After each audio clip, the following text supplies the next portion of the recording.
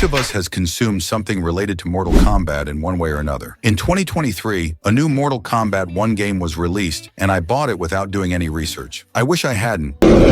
I thought Mortal Kombat 1 would be a remake of the original Mortal Kombat 1. However, it turns out that 1 actually means the creation of an entirely new Mortal Kombat universe. Alright, you might say, Mortal Kombat 1 is an old game. Wouldn't a remaster be more likely? But games like Mafia 1 and Silent Hill also received remasters. I believe Mortal Kombat 1 could have been a great remaster as well.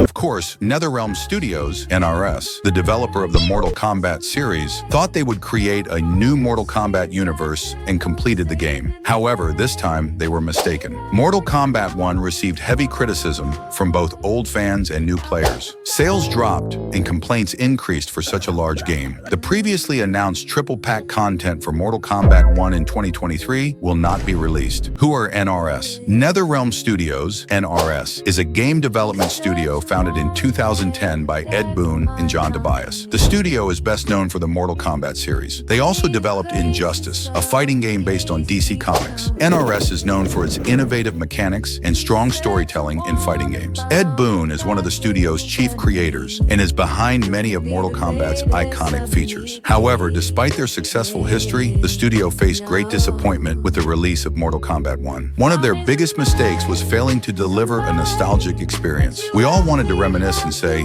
wow, how many years have passed? But with the new characters, it was hard to experience that nostalgia. The game wasn't well received, and it fell behind other fighting games like Tekken and Street Fighter. This situation left us players disappointed.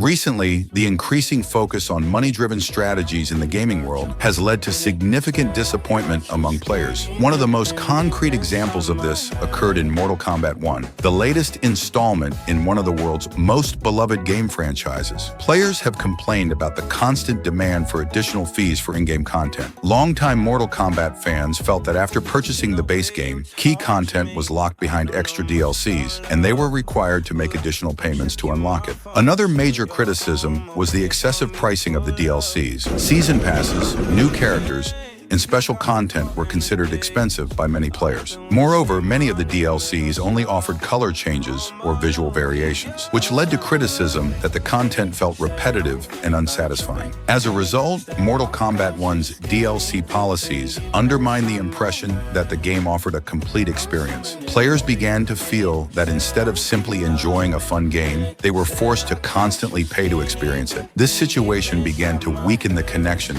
between the gaming industry's money-focused approach and its player base. Among the new DLCs, another notable addition was the Homelander character. Mortal Kombat 1 aimed to offer players a different experience by adding Homelander, a popular character from the Boys series. However, such content became a point of controversy due to high prices and limited content offerings. Alongside characters like Homelander, some DLCs only provided visual changes or minimal feature updates, which led to disappointment among players. Another DLC character that caught attention was Scarface.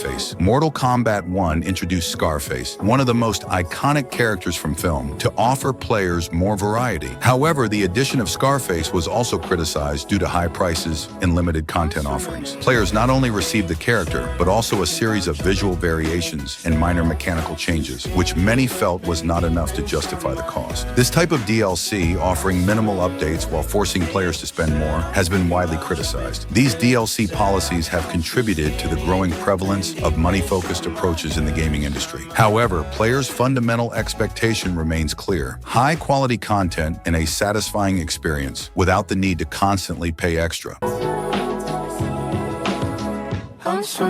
One of the things that made everyone the angriest was the transformation of Sector and Cyrax into female robot characters. However, the real issue wasn't the change in the character's gender. It was the fact that these robot characters, which we had become accustomed to seeing in the same form for years, were now depicted with different genders due to concepts like parallel universes and new creations. This change upset us as players. Instead, it would have been more appropriate to keep Sector and Cyrax in their original forms while adding a female robot character to the mix. This way, the original original characters would remain unchanged, and a new female robot character could be introduced, providing diversity. This would have both stayed true to the original characters and offered a new and appealing option. I thought we might eventually get used to it, but then I realized it wasn't just Sector and Cyrax that had changed. Many characters had undergone modifications. For example, Liu Kang had lost his image as the deified former warrior and transformed into a godly figure. Raiden too had lost his pure image and turned into a god and shadow figure. Scorpion and Sub-Zero, meanwhile, had become teammates.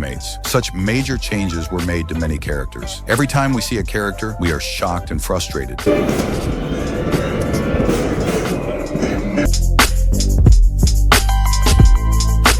The story of Mortal Kombat 1, 2023 begins with Liu Kang creating a new universe as the God of Time. As Liu Kang tries to purify the universe from ancient evil forces, characters like Shang Tsung, Shao Kahn, Mileena, and other enemies begin to disrupt the balance of the universe. Liu Kang and Raiden fight to defend the universe with the help of former warriors. However, the manipulation of time and new threats endanger the newly created universe. The story is built around the rekindling of old rivalries and the heroes confronting evil. With the creation of the new universe, there's a sense that we're no longer playing Mortal Kombat, but rather a different fighting game, as nostalgia is lost. While we may accept the changes, another issue arises. Why didn't they change the villains more significantly? This feels like a missed opportunity. As for the mechanics of Mortal Kombat 1, 2023, new features like the cameo and assist systems have been added. While these features enrich the gaming experience, they can be difficult for some players. Cameo characters assist during fights, but they require precise timing and strategy, which can be challenging for new players. Learning how to use cameo characters adds a new layer to the game, increasing the learning curve and making it a more difficult experience for less experienced players. This new system hasn't been well received by everyone. It's not that the story is trash or the gameplay mechanics are outright bad, but they simply haven't been well liked. Fatality. Mortal Kombat was more than just a game. It was a culture. The iconic characters, unforgettable fatalities, and that legendary excitement were the symbols of our youth. Now we've lost that nostalgia. With the new universe, the old spirit is gone. Bring back the old Mortal Kombat.